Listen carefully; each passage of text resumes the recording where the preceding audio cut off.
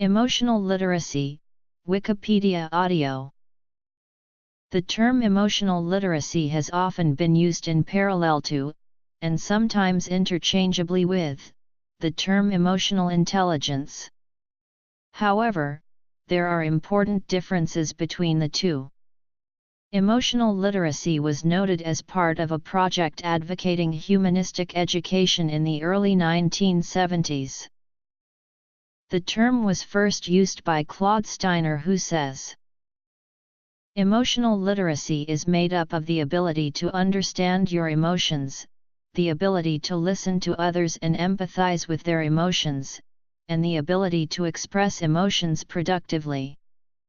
To be emotionally literate is to be able to handle emotions in a way that improves your personal power and improves the quality of life around you.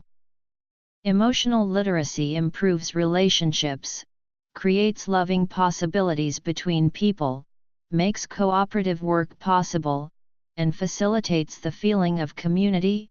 11. Definition. Steiner breaks emotional literacy into 5 parts. Having its roots in counseling, it is a social definition that has interactions between people at its heart.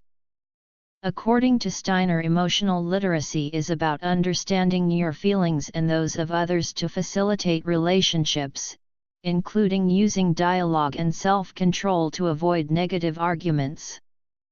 The ability to be aware and read other people's feelings enables one to interact with them effectively so that powerful emotional situations can be handled in a skillful way.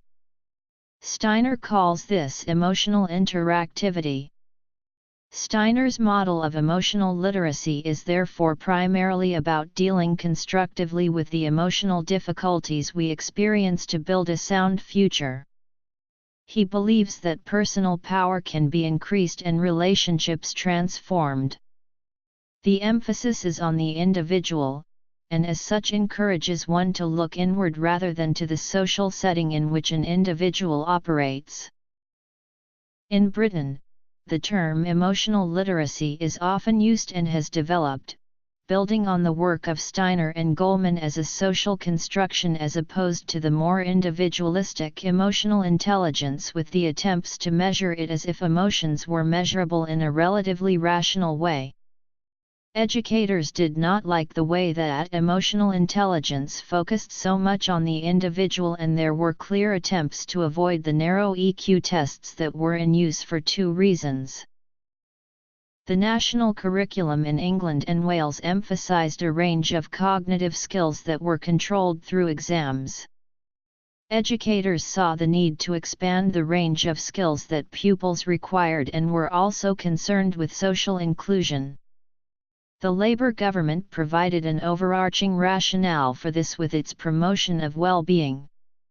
However, when the Department of Children, Schools and Families developed a scheme for schools called the Social and Emotional Aspects of Learning, it was based on Goleman's definition of emotional intelligence. Hence, any distinctions between the terms emotional intelligence and emotional literacy were blurred. Even so, key educators in Britain continued to use the term emotional literacy. Emotional literacy took on an aspect that was concerned with personal growth. For example, the importance of developing relationships is, to a degree, in Weir's definition.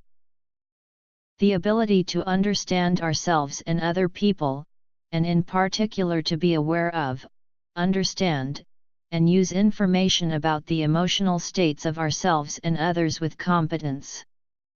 It includes the ability to understand, express and manage our own emotions, and respond to the emotions of others, in ways that are helpful to ourselves and others. Similarly, the organization Antidote defined emotional literacy as the practice of interacting with others in ways that build understanding of our own and others' emotions, then using this understanding to inform our actions. These definitions acknowledge both the individual and other people, and so interpersonal relationships and the need for dialogue are included. Sharp has taken a broad approach to emotional literacy in a local education authority where he considers its development is important for teachers as well as pupils. However, there was still an underlying assumption about the individual and how they develop as if they were culturally isolated and separate from factors such as religion and gender.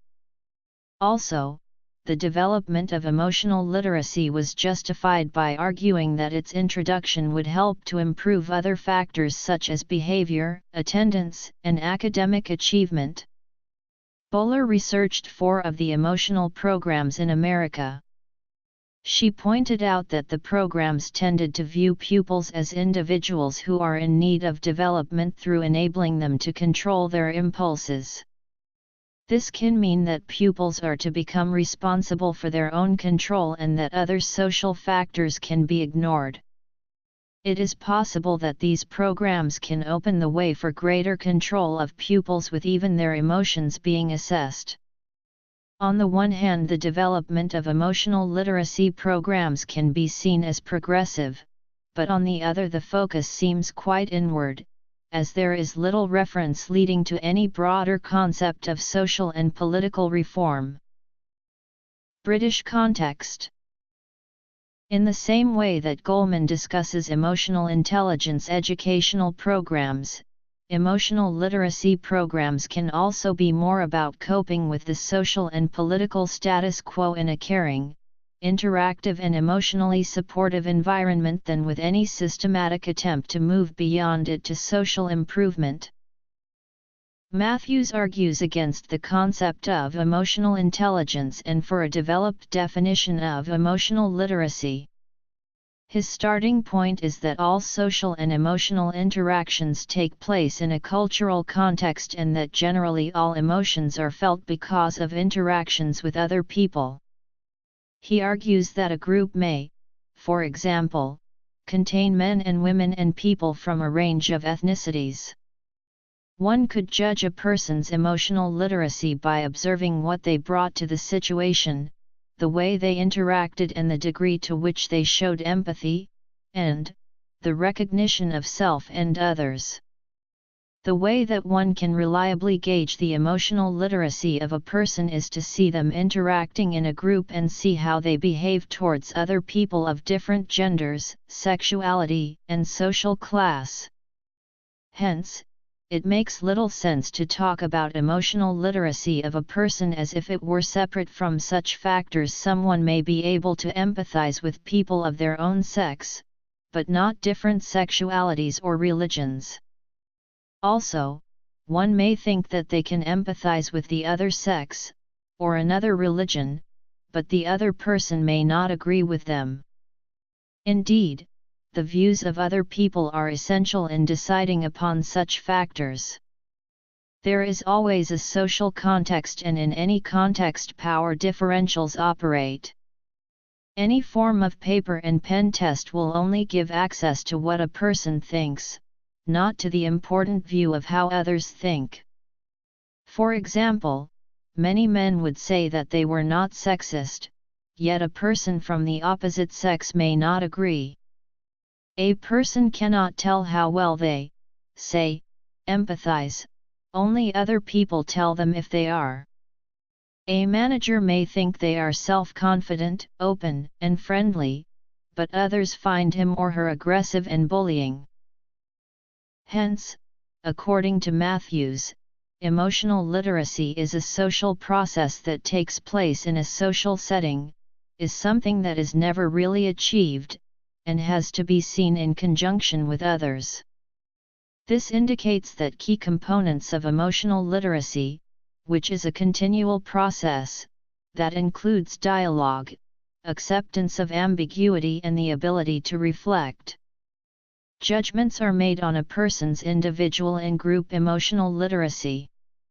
He argues, emotional literacy involves factors such as people understanding their own and others' emotional states, learning to manage their emotions and to empathize with others. It also includes the recognition that emotional literacy is both an individual development and a collective activity, and is both about self-development and the building of communities, so that one's own sense of emotional well-being grows along with that of others, and not at their expense. Emotional literacy involves connections between people and working with their differences and similarities while being able to handle ambiguity and contradiction. It is a dynamic process through which the individual develops emotionally and involves culture and empowerment. For example, it includes understanding how the nature of social class, race, and gender impinge on people's emotional states to lead to an understanding of how society could change. Hence, it incorporates an understanding of power exchanges between people and a challenging of power differentials. On this view, emotional literacy is developed to help people understand themselves, others, and the power connections between them. Matthews links emotional literacy to equality and social justice. Emotional literacy is not just to be nice, but also to know when to stand up for viewpoints and fight for a case. It is not about more control over people, but less. As McIntosh and Style argue, schools are always involved in social, emotional, and power relations, yet power relations are a taboo subject in K-12 schooling and in the majority culture of the United States. Power relations are therefore little understood systemically.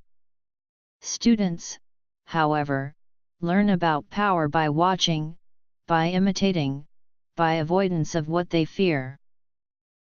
In general, most of the criticisms of courses to promote pupils' emotional development have been directed at those that develop emotional intelligence. For example, there are the courses developed in the USA and Britain.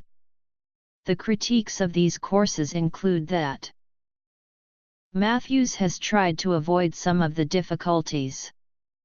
For example, his strategies for the classroom mean that pupils only develop when, and in what areas, they are able. Emotional development between the genders has been the focus of research with a small reference to race. But these are limited in strategies and do not tackle fully the critiques. Culturally situated. In education,